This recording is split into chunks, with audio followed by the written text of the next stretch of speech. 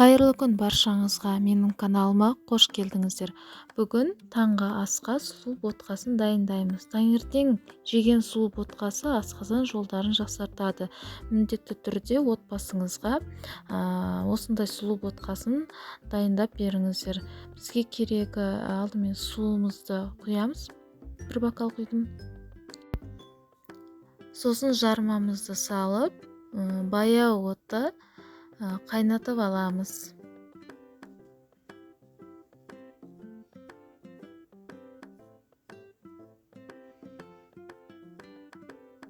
Мінекей қайнап жатыр. Суы тартылған соң жарты литр сүт құйып, тағы 20-25 минут қайнатып аламыз.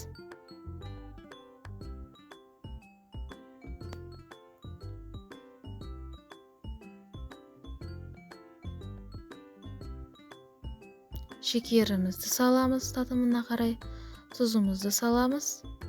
Сосын баяу отта дайын болғанша қайнатамыз.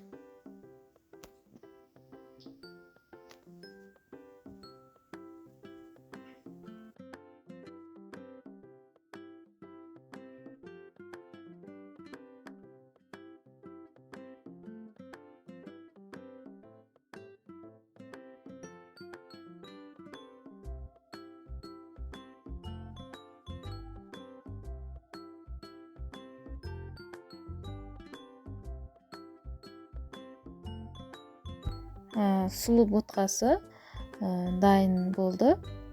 Өз қалауларыңыз бойынша әсемдесеңіздер болады. Жеміс жидектермен, мен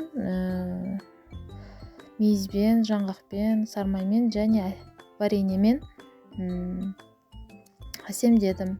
Міндетті түрде жасап көріңіздер. Менің каналыма тіркеліп, қоңыраушаны басуды ұмытпаңыздар. Алда бұдан да керемет рецепттер болады.